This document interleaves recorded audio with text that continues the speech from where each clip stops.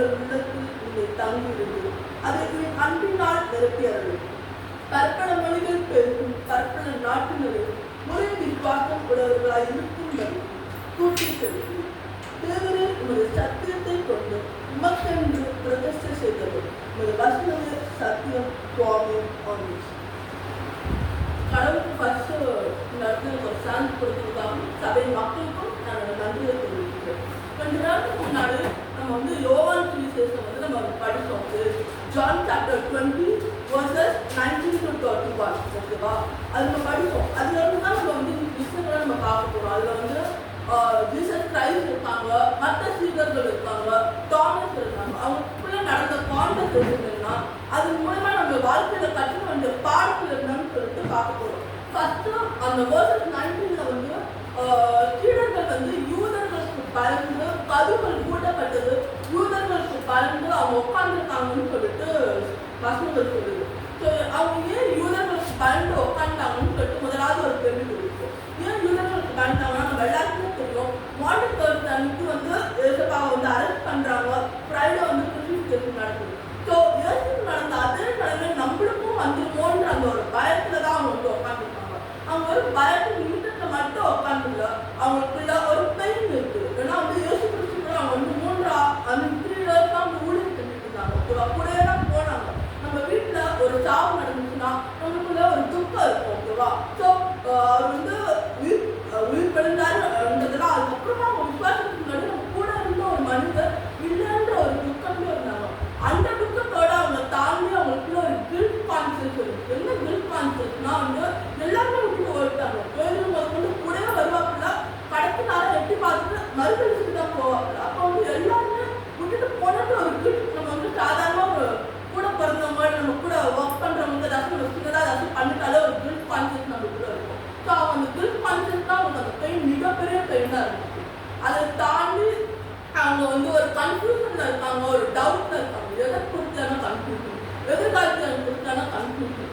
ஏன்னா நம்ம எல்லாருக்குமே தெரியும், இயேசுவின் சீடர்கள் நிறைய ப்ரொஃபஷன்ஸ் இருந்தாங்க. லைக் டாக்ஸ் கலெக்டராகவும் மீனவர்களாகவும் இருந்தாங்க. மீனவர்கள்னா என்ன, வெறும் மீனவர்கள் பேருலாம் பார்த்தோம்னா அவர் போட் வச்சிருந்தார். போட் வச்சிருந்தாருன்னா இன்றைய காலகட்டத்தில் அவர் ஒரு பிஸ்னஸ் மேன் இருந்தார். ஸோ அந்த பிஸ்னஸ் எல்லாத்தையும் ஒதுக்கி வச்சுட்டு இயேசுக்காக அவர் ஊழியம் செஞ்சுட்டு இருந்தார். ஸோ எல்லாத்தையும் அவங்க அவருக்காக விட்டுட்டு தான் வந்தாங்க இல்லையா? ஸோ ஒரு பெரிய கேள்வி, என்ன பண்ண போறோம், எதிர்காலத்தை குறித்தான பயம். நம்ம அவருக்கு நம்ம அவரை கைவிட்டு வந்துட்டோம்னு சொல்லிட்டு அவ்வளோ ஒரு மன வேதனையும் துக்கத்திலும் இருந்தாங்க. ஸோ சீடர்களோட மைண்ட்ல என்ன இருக்கு, அவங்க இருதயத்துல என்ன இருக்குன்றது தெளிவா தெரியும். அதனாலதான் அவர் உள்ள கூட்டப்பட்ட அந்த கதைக்குள் உள்ள வந்தோம்னா அவர் முதல் சொல்ற விஷயம் உங்களுக்கு சமாதானம் என்றார். ஸோ இன்னைக்கு வாழ்க்கையில உங்களுக்கு எத்தனையோ கவலைகள் துக்கங்கள் உங்களை சுற்றி இருக்கும். மனுஷன் சும்மா ஆறுதலாக எல்லா பிரச்சனையும் முடிக்கிறோம்ன்றத சிஸ்டம் சொல்லும் போதே நமக்கு ஒரு ஹோப் கிடைக்கும். அப்போ தேவனாகிய கர்த்தரே உங்களுக்கு இருந்த சமாதானம் என்றாரும் போது அவரோட அந்த வல்லமையும் மகிமையும் எப்படி இருக்கும்ன்றது பார்க்கிறோம். சரி, ஓகே. இயேசு கிறிஸ்து எப்படி கூட்டப்பட்ட அறைக்குள் வந்தார்? அடுத்தது என்ன சொன்னாங்க, அறைகள் கூட்டு இருக்கு அவர் வந்தாருன்னு சொல்லிட்டு அவருக்கு அது ரொம்ப லேசான காரியம். ஏன்னா அவங்க எல்லாருக்குமே தெரியும், அன்னைக்கு குட் ஃப்ரைடே அன்னைக்கு என்னது மிகப்பெரிய அந்த கல்லை வச்சு முத்திரை இருக்கும். அன்னைக்கு சீல் வச்சாங்க. அந்த கல் ஓபன் பண்ணிடக்கூடாதுன்ற ஒரு சீல் வச்சு அவ்வளோ இதாக இருக்கும்போது அந்த கல்லையை இயேசு கிறிஸ்து புரட்டி போடும்போது கூட்டப்பட்ட அறைக்குள் வரத்துக்கு அவருக்கு எவ்வளோ நேரம் ஆகும். அது இந்த இடத்துல அதை அறைப்பட்டு எடுத்துக்கொண்டா நம்மளோட இருதயம்னா நிறைய பேரோட இருதயம் ஒவ்வொரு காலகட்டத்திலும் கஷ்டத்திலும் வேதனையும் துக்கமும் இருக்கும். அப்படி இருக்கும்போது நம்ம இருதயத்துக்கு சமாதானம் உண்டாகும் போது அதை விட மிகப்பெரிய சமாதானம் இருக்கு. எவ்வளோ காசு பணம் கேட்டாலும் அதெல்லாம் கிடைக்காத ஒரு சமாதானம் இயேசு கிறிஸ்து கொடுக்கிற ஒரு சமாதானம். அடுத்தது அவருக்கு அது 21 verses பிதா என்னை அனுப்பினது போல் நான் உங்களை அனுப்புகிறேன். இயேசு கிறிஸ்து உலகத்துக்கு வந்தார், ஊழியம் செஞ்சார். சில்லையும் ஊழியம் அந்த 7 வார்த்தைகள் பெருகும்போது ஊழியம் செஞ்சார். அதுக்கப்புறம் அவர் கிறிஸ்டிஃபிகேஷன் பண்றாங்க, அடக்கம் பண்றாங்க, விட்டுறாரு. ஸோ அதுக்கப்புறம் திருப்பி அவர் என்ன சொல்றாரு, பிதா என்னை அனுப்புவது போல் நான் உங்களை அனுப்புகிறேன். ஸோ அவர் திருப்பி வந்ததுக்கான நோக்கம் அந்த சீடர்கள் எல்லாரும் ப்ரிப்பேர் பண்ணி ஊழியத்தின் பாதைகளை ப்ரிப்பேர் பண்ணுறதுக்கான நோக்கத்துக்கு தான் அந்த சீடர்கள் எல்லாரும் போகுது. அதனாலதான் 22வது வசனத்துல பரிசுத்த ஆவியை பெற்றுக்கொள்ளுங்கள்ங்கிறார். பரிசுத்த ஆவி. சீடர்கள் ஒவ்வொருத்தருக்கும் பரிசுத்த ஆவியான அபிஷேகம் பெற்றதுக்கு அப்புறம் நீங்க நம்ப மாட்டீங்க, எப்படி பேக் அடிச்சு ஓடின அத்தனை சீடர்களும் யூதாஸ்காரியரை தவிர்த்து அவர் அறிவித்தாரு. அதுக்கப்புறம் ஒருத்தர் சூஸ் பண்ணாங்க. சூஸ் பண்ணி 12 சீடர்கள். அத்தனை சீடர்களும் சாதாரண சாகல, ரத்த சாட்சியாக இருக்காங்க. இயேசு வந்து வைராக்கியமாக முடிஞ்சிருந்தாங்க. ஒவ்வொரு சீடர்களும் ஒவ்வொரு நாட்டுல போய் முடிஞ்சிருந்தாங்க. நம்மளுக்கு வந்து தெரிஞ்ச கிழமை தாமஸ். தாமஸ் வந்து இங்கிலீஷ்ல தாமஸ், தமிழ்ல வந்து தோமா. நம்மளுக்கு தாமஸ் அதிகமா தெரியும்னா அவர் இந்தியாவுக்கு வந்தாரு, கேரளால போய் இது முடிஞ்சிருந்தாரு. அதுக்கப்புறம் சென்ட் தாமஸ் மாவட்டம்ல ரத்த சாட்சியாக இருக்காரு. எந்த அளவுக்கு பேக் அடிச்சு போனோம் சீடர்கள் வந்து பரிசுத்த அபிஷேகம் தரும்போது இயேசுக்காக வைராக்கியமா முடிவுறாங்க. நமக்கு வந்து இயேசுக்காக வைராக்கியமா முடிவு செய்யணுன்றது எல்லாருக்கும் ஒரு ஆசை தான், இருக்குதான். அது நம்மளுக்கு வந்து சான்ஸ் கிடைக்கும் போது அதை வந்து கண்டிப்பா அதை வந்து நம்ம வந்து உபயோகப்படுத்தணும். அடுத்தது இயேசு கிறிஸ்து அவங்க வந்து பரிசுத்த அபிஷேகத்தை கொடுத்தாரு. அவங்க எல்லாம் வல்லமையா ஆயிட்டாங்க. ஊழியத்தின் பாதையில ப்ரிப்பேர்ட் ஆயிட்டாங்க. அவங்க போய் முடிவு செய்யணும். நம்ம வந்து சீடர்களை பத்தி பார்த்தாச்சு. அடுத்தது இயேசு கிறிஸ்துவை பத்தி பார்ப்போம். இயேசு கிறிஸ்துக்கு ஏன் இவ்வளவு ஆத்ம தியாகம் இருந்துச்சு? அவர் சிலுவையில பேசுறது 7 வார்த்தைகளும் வந்து ஒன்னோட ஒண்ணு கனெக்டிவிட்டியா வந்து அவர் வந்து ஊழியத்தின் பாதைகளை பத்தி தான் பேசினாங்கன்னு சொல்லிட்டு குட் ஃப்ரைடே அப்போ பேசணும். ஒவ்வொருத்தரும் ரொம்ப அழகா பேசணும். ஆனா அதுக்கு தாண்டி அவருக்கு ஏன் தனக்குள்ள இவ்வளவு ஆத்ம தியாகம் இருந்துச்சுன்னா, குட் ஃப்ரைடே இருக்குது, அதுக்கப்புறம் ஈஸ்டர் இருக்கு. நம்ம எல்லாருமே குட் ஃப்ரைடே இருக்கும், ஈஸ்டர். நடுவில் ஒரு நாள் இருக்குது, என்னது ஹோலி சாட்டர்டே. ஹோலி சாட்டர்டே இயேசு கிறிஸ்து இறந்துடுறார், அவர் அடக்கம் செய்யப்படுறாங்க. ஆனா அவரோட ஆத்மா இருக்குது, அவரோட ஆத்மாவுக்கு உயிர் இருக்கு, ஜீவன் இருக்கு. அந்த ஆத்மா காவல் பிரிசன்னா காவலில் உள்ள ஆத்மாவுக்கு அவங்க போய் பிரசன்ட்டாங்கன்னு சொல்லிட்டு வேதாகமத்துல இருக்கு. இது வந்து உங்களுக்கு டைம் இருந்தா வீட்டுல நீங்க ரெஃபரன்ஸ் சொல்றோம், பொறுமையா படிச்சு பாருங்க. 1 பேதுரு 3:18, 19, 20 வசனங்கள்.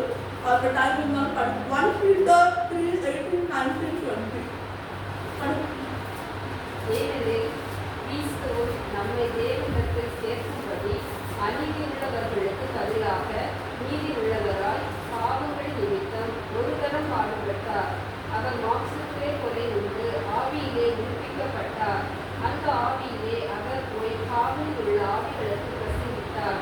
அந்த ஆவிகள் கூட்டத்திலே நோவா பேழையை ஆயத்தம் பண்ணும் நாட்களிலே தேவன் நீடிய பொறுமையோடு காத்திருந்த போது கீழ்ப்படியாமல் போனவைகள். அந்த பேழையிலே சிலர் ஆகிய 8 பேர் மாத்திரம் பிரவேசித்து ஜலத்தினாலே காக்கப்பட்டார்கள். நீங்க நல்லா தெரியுமா சொல்லுவோம். அவர் வந்து ஃபர்ஸ்ட் ஒரு விஷயம் நம்ம நல்லா தெரிஞ்சுக்கணும். இயேசு கிறிஸ்து வந்து பாதாள லோகத்துக்கு தான் போனார். பைபிள் ஒரு இடத்துலையும் அவர் நரகத்துக்கு போனாருன்னு சொல்லவே இல்லை. எனக்கு 3/4 பேருக்கு கிறிஸ்டியன்ஸ் ஆனாலும் சரி, எல்லாருக்கும் நான் சொல்றேன், விஷயம் தெரிஞ்சவங்களுக்கு ஒரு குழப்பம் இருக்கும். பாதாள லோகம் என்ன, நரகம் என்னன்றது அது ஒரு பெரிய டாபிக். பட் இப்போ நம்மளுக்கு ரெஃபரன்ஸ் என்ன வேணுமோ அதை மட்டும் நம்ம பார்ப்போம். பாதாள லோகம் இயேசு கிறிஸ்து ஒரு காலம் நரகத்துக்கு போகல, பாதாள லோகம் தான் போனாரு. கொஞ்ச நாட்டுக்கு முன்னாடி விசுவாச அறிக்கையில நம்ம கூட சொல்லியிருக்கோம், பாதாள லோகம் போய் 3ஆம் நாள் உயிர் தெரிந்தார். ஸோ அது வந்து காவல், ஒரு பிரிசன். இங்கிலீஷ் பைபிள்ல பிரிசன் போட்டுருக்கு, தமிழ் வந்து ஒரு காவல். அங்க இருந்த அந்த ஆத்மாக்காக அவர் வந்து பிரசங்கிட்டார். ஸோ அப்போ வந்து அவர் உயிரோட இருக்கும்போது மட்டும் அவர் பிரசங்கம் பண்ணல, இறந்ததுக்கு அப்புறம் அவரே ஒரு சோழா தான் இருக்கார், ஒரு ஆத்மாவா தான் இருக்கார். அப்படி இருக்கும்போது மற்ற ஆத்மாவுக்காக அவர் வந்து பிரசங்கம் செய்வார். சரி, நீங்க சிஸ்டம் படிச்சு அவங்க கேட்டுக்கோங்க, மற்ற ஆத்மாக்கள் யாரு? நோவா காலத்துல நோவா, அவங்க வைஃப், 3 பிள்ளைகள், அதுக்கப்புறம் அவங்களோட வைஃப், அந்த 8 பேரை தவிர இது எல்லாரும் தண்ணீர்களால் அழிக்கப்பட்டாங்க. அந்த ஃப்ளட் வந்து அழிக்கப்பட்டாங்க. நம்ம எல்லாருக்குமே நோவா கதைகளுக்கு தெரியும், கேட்டு வளர்ந்து சண்டை கிளாஸ்ல கேட்டு வளர்ந்து வந்தோம். ஸோ நோவா காலத்துல அந்த இறந்து போன அந்த ஆத்மாக்களுக்கு பலாயிரம் வருஷம் கழிச்சு இயேசு கிறிஸ்துன்னு ஒருத்தர் வருவாரு, நம்மளுக்காக ஒரு ரத்தகர் வருவாரு, நம்மளோட பாவங்களுக்காக அவரு வந்து பலியாடா இருப்பாருங்கிறதெல்லாம் அவங்களுக்கு தெரியாது. ஓகேவா? தெரியாம அழித்து போன அந்த ஆத்மாக்கள், அது தெரியாம அழித்து போன அந்த ஆத்மாவுக்காகவும் அவருடைய 2ஆம் வருகையில எல்லா ஆத்மாக்களும் ரத்தத்துக்குள் வரணும்னு சொல்லிட்டு அவர் அந்த கொடுக்கப்பட்ட அந்த ஹோலி சாட்டர்டே, அந்த ஒரு சாட்டர்டே அவரை தீவிரமா அவர் என்ன சொல்றது, ஒரு பிரசங்கத்தை பண்ணி தன்னால முடிந்த ஒரு ஆத்மாக்களை ஆதாரப்படுத்தணும்னு சொல்லிட்டு அவர் இருந்தார். இது மாதிரி எத்தனை பேர் வெளியே சேர்ந்தா சொல்லிட்டு எல்லாருக்கும் எத்தனை பேருக்கு அந்த வைராக்கியம் இருக்குது? நம்மளால முடிஞ்சுச்சுன்னா இருந்துச்சுன்னா யாருக்கிட்டையோ அட்லீஸ்ட் ஒரு சின்ன விதை போடும். அந்த சின்ன விதை 1000 கனிகளை கொடுக்கும். அது சொல்லப்போனா ஒரு ஆழமரமாக வளரும். ஏன்னா என் வாழ்க்கையில நிறைய சாட்சிகள், எனக்கு வாழ்க்கையில நிறைய சாட்சிகள் நடந்துட்டாங்க. எல்லாருக்கும் சொல்ல டைம்ல ஒரு விஷயத்த நான் சொல்லி கொடுக்குறேன். என் வாழ்க்கையில நடந்த சாட்சிய ஏதாவது ஒரு காலகட்டத்துல ஸ்கூல்லையும் சரி, காலேஜ்லயும் சரி, நான் ஒர்க் பண்ற பிளேஸ்லயும் சரி, எப்படியாவது சொல்லிருக்காங்க. தேவன் வந்து ஒரு வாழ்க்கை ஏற்படுத்தி கொடுத்தாரு. தேவன் நான் பிளான் கூட பண்ண மாட்டேன், சத்தியெல்லாம் சொல்றேன். ஆனா என்னோட சாட்சியின் மூலமா அநேக ஆத்மாக்கள் ரசிப்புகள் வந்தாங்கன்னு போது எனக்கு அது ரொம்ப சந்தோஷத்துக்கு தந்துச்சு. என்னன்னா எனக்கு 1.5 வயசு இருக்கும். 1.5 வயசு இது எப்படி எனக்கு தெரியும்னா என் பேரண்ட்ஸ் சொன்னதுதான். பேரண்ட்ஸ் சொல்லி கொடுத்து வளர்த்தா.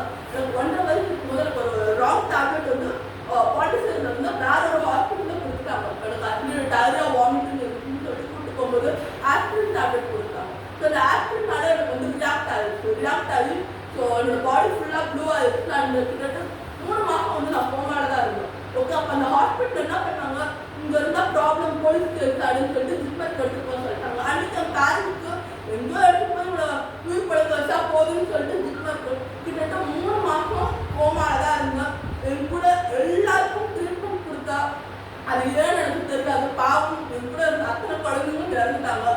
நான் மட்டும்தான் உயிர் பழித்து. ஓகே, அன்னைக்கு ஒரு மிகப்பெரிய சீஃப் டாக்டர், ஓகே, ஜிப்மர் தான். அவர் பக்கா பிராமின்.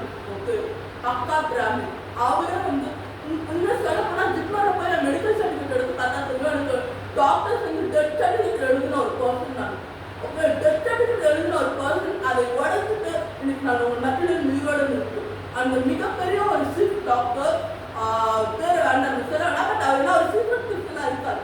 ஓகே, அவரோட வேலை நிமித்தமாக தன் பதவி போயிடுன்றதுக்காக ஒரு சீக்ரெட் கிறிஸ்டியனா இருக்கும்போது அவர் பேரை சொல்ல வேண்டாம். அவர் கூட இருந்தால் மற்ற junior doctors like 4th year 5th இயர்லாம் இருக்கும்போது நம்ம இருப்பாங்க. எல்லாருமே தான் ட்ரீட்மெண்ட் கொடுத்தாங்க. நம்ப மாட்டீங்க, ஜிப்மர்ல அத்தனை டாக்டர்ஸும் சீக்ரெட் கிறிஸ்டியன்ஸா இருக்காங்க. இன்னைக்கு சீக்ரெட் கிறிஸ்டியன்ஸா இருக்கிறதுக்கு காரணம் இயேசு கிறிஸ்துவ மெய்யான தேவன் அன்னைக்கு அவங்க வளர்ந்தாங்க. அன்னைக்கு அத்தனை பேர் பார்த்தீங்கன்னா இயேசு கிறிஸ்துவ ஒரு என்ன சொல்றது, என்னை குறித்து அந்த ஆத்மாக்கள் வரணும்னு எனக்கு ஒரு கஷ்டத்தை கொடுத்தப்ப எங்கள் அப்பா அம்மாவுக்கு ஒரு கஷ்டத்தை கொடுத்துருக்காங்க. நாங்கள் அப்படிதான் எடுத்துப்போம். ஸோ இன்னைக்கு இது மாதிரி அநேக இடத்துல அநேக பேர் சீக்கிரம் கிறிஸ்டின்ஸா வாழ்ந்துட்டு இருக்காங்க. பதவி நிமித்தமா, தனக்கு வேலை போயிடும்ன்ற நிமித்தமா. ஏன்னா அது அவங்க இயல்பு. ஏன்னா பைபிள வசனத்துல கையும் பிரயாசம் சாப்பிடுவாங்க. ஆனாலும் என்னைக்காச்சும் ஒரு நாள் இயேசுவின் 2ஆம் வருகையிலும் அவங்களுக்குள்ள ஒரு எழுப்புதல் நடக்கும். இதுக்கப்புறம் ஒன்னு சொல்லிட்டு நம்ம தாமஸோட முடிச்சுக்கலாம். நான் 2011 ஒர்க் பண்ணேன். ஓகேவா, ஒரு டீச்சரா நான் ஒர்க் பண்ணும்போது அங்க நான் இருக்கிறது நான் தான் படிச்சு முடிச்சு வேலைக்கு போனேன். ஓகே, எனக்கு செமஸ்டர் ரிசல்ட் கூட வரல.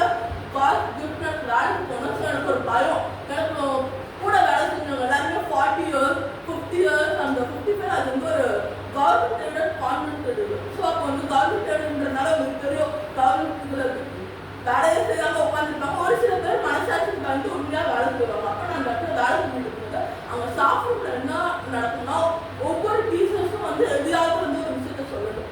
அவங்க வாழ்க்கையில நடந்த விஷயமோ இல்லை அது அவங்க மற்ற டீச்சர்ஸ் அது ஒரு பொழுதுபோக்கு மாதிரி கதை சொல்லணும்னு உட்கார வச்சு கதை கேட்பாங்க. ஓகே, அதில் நான் பெருசான எனக்கு வேலை இருக்கணும்னா மற்றவங்களோட வேலையும் சேர்த்து எனக்கு கொடுப்பாங்க. நான் இருக்கிறது மோஸ்ட் ஜூனியர்ன்றனால மற்றவங்களோட வேலையை இழுத்து போட்டு செஞ்சுட்டு இருப்பேன். அப்போ கதை சொல்ல சொல்லுவாங்க. சாப்பிடும்னா மற்றவங்களாம் பேசிட்டு இருக்காங்க, நான் படிக்கிற வேலையை பார்ப்பேன். அப்படி ஒரு நாள் ஏர்ன் வரும்போது கதை சொல்லுங்கன்னு நான் சொன்னேன். என்ன கதை சொல்லிருக்கேன், பரவாயில்ல உங்க வாழ்க்கையில் நடந்த ஏதாவது சுவாரஸ்யமான விஷயத்த சொல்லுங்க போது எனக்கு அந்த ஒரு நொடி என்னோட சாட்சி சொல்லணும்னு தோணுச்சு. அப்போ நான் சொல்றேன், எத்தனை பேர் ஏற்றுக்கணும்னு தெரியாது. பட் நான் சொல்ல வேண்டிய கடமைக்கு சொல்றேன்னு சொல்லி கொடுத்து அதுக்கப்புறம் நான் அதை பற்றி எதுவும் யோசிக்கல பண்ணிட்டேன். ஒரு 50+ டீச்சர் இருப்பாங்க. எல்லாரும் நடுவில் பேசுவேன். நான் எல்லாருக்கும் ஒரு இது வெளியே வந்துட்டாங்க. நான் ஹிந்து தான்மா, என் கையை பிடிச்சினாங்க. நான் ஹிந்து தான். ஆனால் சிறிய வயசுல நான் ஒரு கிறிஸ்டின் ஸ்கூல்ல படித்தேன். எனக்கு இயேசு கிறிஸ்து மேல மிகப்பெரிய பற்று இருந்துச்சு. உன்னோட சாட்சி என் வாழ்க்கையை தொட்டது அப்படின் போது நான் நினைச்சிட்டோம் இங்கே அடுத்த சீக்கிரம் கிறிஸ்டின் ஸ்கூல். ஸோ நம்ம செய்கிற ஊழியம் பைபிள் எடுத்து போய் பிரசவம் பண்ணாலும் சரி, நம்ம சொல்ற அந்த சாட்சி மூலமா இருந்தாலும் சரி, ஏதாவது ஒரு ஆத்மா 2 ஆத்மா கர்த்தரை நோக்கி வந்துச்சுன்னா அது பரலோகத்துல கர்த்தரா இருந்தாலும் சரி, தேவதூதர்கள் அவ்வளோ சந்தோஷப்படுவாங்க. நம்ம வாழ்க்கை எப்படி வாழ்றோன்றது நம்மளே நம்ம கொஸ்டின் பண்ணி பார்த்துக்கணும்.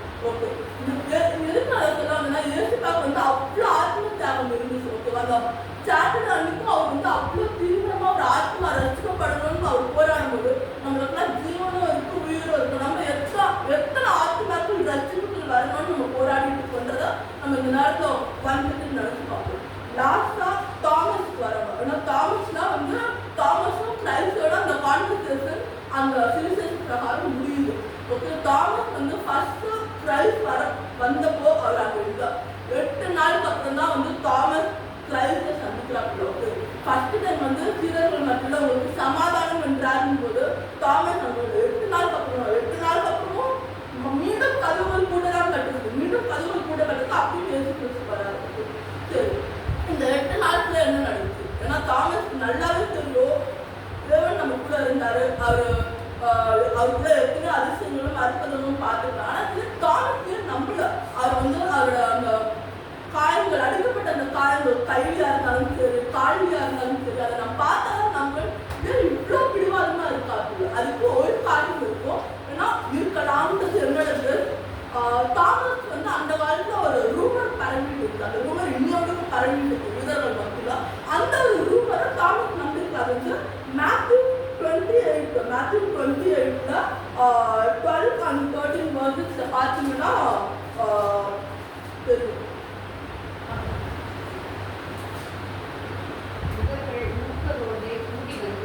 ஆலோசனை பண்ணி சேவகருக்கு வேண்டிய பணத்தை கொடுத்து நாங்கள் படுக்கையில் அவருடைய சீஷர்கள் ராத்திரியிலே வந்து அவரை களவாய் கொண்டு போய் விட்டார்கள் என்று சொல்லுங்கள்.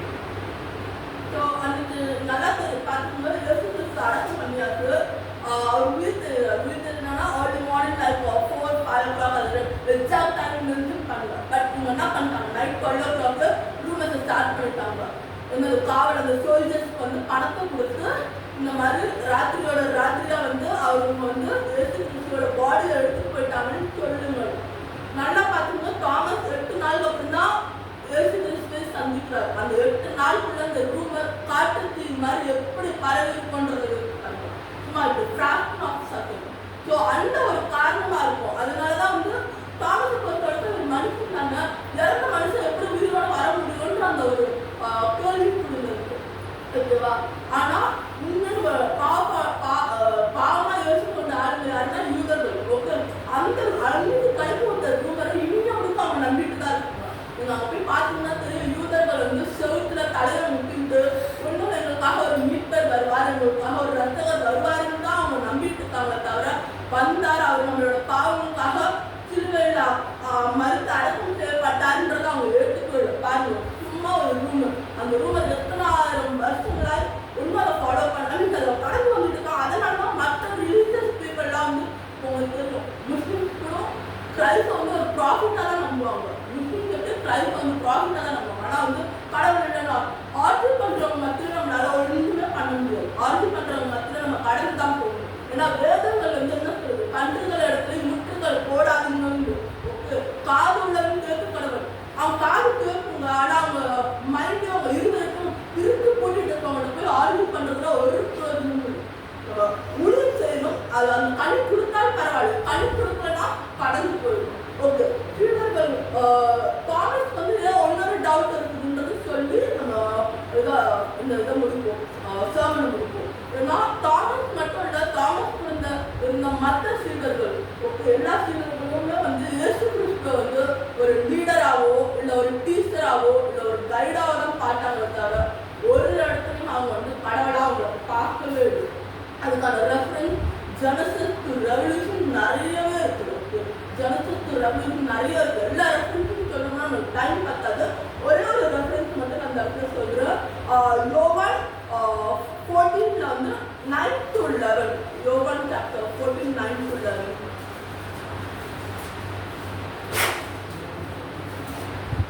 அதற்கு இயேசு, பிலிப்புவே, இவ்வளவு காலம் நான் உங்களுடைய கூட இருந்தும் நீ என்னை அறியவில்லையா? என்னை கண்டவன் பிதாவை கண்டான். அப்படி இருக்க பிதாவை எங்களுக்கு காண்பீர் என்று நீ எப்படி சொல்லுகிறாய்? நான் பிதாவிலும் பிதா என்னிலும் இருக்கிறதே நீ விசுவாசிக்கிறது இல்லையா? நான் உங்களுடைய சொல்லுகிற வசனங்களை என் சுயமாய் சொல்லவில்லை. என்னிடத்தில் வாசமாய் இருக்கிற பிதாவானவரே இந்த கிரியைகளை செய்து வருகிறார். நான் பிதாவிலும் பிதா என்னிலும் இருக்கிறதை நம்புங்கள். அப்படி இல்லாவிட்டால் என் கிரியை நிமித்தமாவது என்னை நம்புங்கள். ஸோ தாமஸ் மட்டும் இல்லை, தாமஸ் இருந்த மற்ற சீடர்களுமே வந்து நம்ம இயேசு கிறிஸ்துவை வந்து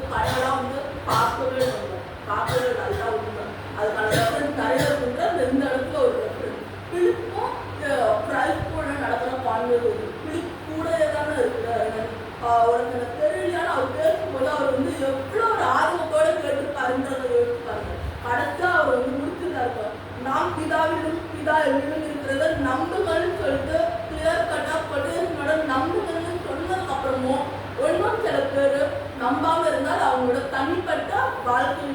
ஸோ இது எல்லாமே முடிக்கும் போது தாமஸ் வந்து கடைசியில் என்ன பண்றாப்புல கிட்ட வராப்புல வந்து தொட்டு தொட்டதுக்கு அப்புறம் தாமஸ்னால உணர முடியும். தொட்டதுக்கு அப்புறம் தான் செஞ்சது தவறுன்றது உணர முடியும் போது ஜான் சாப்டர் 20 அவர் வந்து என் தேவனே என்றார், என் ஆண்டவரே என் தேவனே என்றார். 28 வரும். என் ஆண்டவரே என் தேவனே என்றார் போது தாமஸ் வந்து ஃபர்ஸ்ட் பிடிவாதமா இருக்காப்புல. தனக்கு முன்னாடி நடந்தது எதுவுமே அவரால் நம்ப முடியல.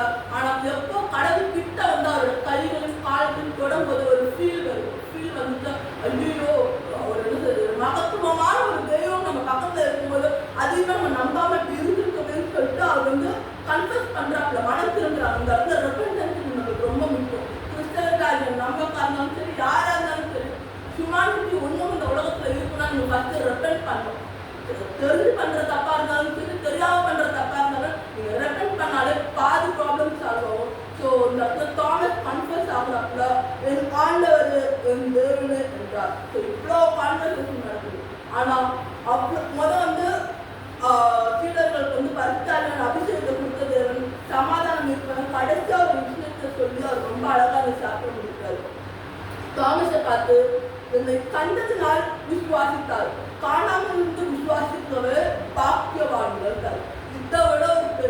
அத்தனை நம்ம எல்லாருக்குமே நம்ம சபையில இருக்க ஒவ்வொருத்தருக்கும் கொடுக்கப்பட்டது தான். அதுக்காக அவர் வந்து நம்மளுக்கு தான் சொல்லித்தாரு பாக்கியவான்கள்னு சொல்லிட்டு நம்ம பாட்டு கேட்கக்கூடாது. தேவனுக்கு பிரியமுள்ள பிள்ளைகளாக வாழ்றதுக்கு நம்ம முயற்சி பண்ணணும். அட்லீஸ்ட் முயற்சியாக பண்ணணும். ஸோ பேதுவா இருந்தாலும் சரி, கூட இருந்த மற்ற சீடர்களாக இருந்தாலும் சரி, தாமஸா இருந்தாலும் சரி பார்த்துருக்காங்க. நீங்களும் நானும் பார்த்ததில்ல. ஒன்று சண்டே ஸ்கூல்ல சொல்லிக் கொடுப்பாங்க, உங்க அப்பா அம்மா சொல்லிக் கொடுப்பாங்க, உங்க தாத்தா பாட்டி சொல்லிக் கொடுப்பாங்க.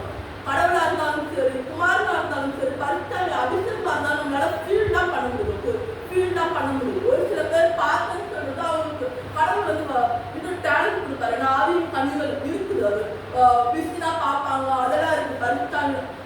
அப்பார்ட் ஃப்ரம் த முக்காசி பேர் வந்து ஃபீல் தான் பண்ண முடியும். அந்த ஃபீல் நம்ம பண்றோம்னா பலாயிரம் மக்கள் மத்தியில் ஒரு கிறிஸ்தவர்களா ஒரு கம்யூனிட்டியா நம்ம தேர்ந்தெடுத்து ஒரு ஆளுக்கு வந்து அவரோட பாடல்களை பாடுறதுக்கும் வசனங்களை படிக்கிறதுக்கும் நம்மளுக்கு ஒரு ஸ்டாண்ட் கொடுத்துருக்காங்க. நீங்களும் நானும் எவ்வளோ பாக்கியசாலிகள், அது இன்றைய உலகத்துலன்னு சொல்லிட்டு நம்ம வந்து ஒரு நிமிஷத்தை யோசிச்சு பார்க்கணும். ஸோ இந்த சர்மன்ல வந்து நம்ம கற்றுக்கிற ஒரு விஷயம் இருக்குன்னா, சீடர்கள் போல பயந்தவர்கள் தான். நானா இருந்தாலும் சரினா ஒரு சில நேரத்தில் எத்தனை நேரத்தில் நான் பயந்து பேக் அடிச்சதெல்லாம் உண்டு. பயந்தவர்கள் தான். தாமஸை போல அவிசுவாசின்னு தான் நான். என் வாழ்க்கையில இவ்வளோ பெரிய சாட்சி நடந்ததுக்கு அப்புறமும் நிறைய விஷயங்கள் நடந்துச்சு. என் வாழ்க்கையில் நிறைய விஷயங்கள் நடந்துச்சு. டைம் இல்லை, நான் ஒன்றரை நாள் முடிஞ்சா சொல்ல பார்க்குறேன். அப்போ நான் எவ்வளோ அவிசுவாசியா இருந்தேன்னு எனக்கு தெரியும். நம்மளை நீங்களே ஆராய்ச்சி பார்த்துக்கணும்னு சொல்லும்போது எனக்கு தெரியும். அப்படி அவிசுவாசியா, தாமஸை போல அவிசுவாசியா இருந்தாலும், மற்ற சீடரை போல பேக் அடிச்சு ஓடினாலும், பரிசுத்தான அபிஷேகம் வரும்போது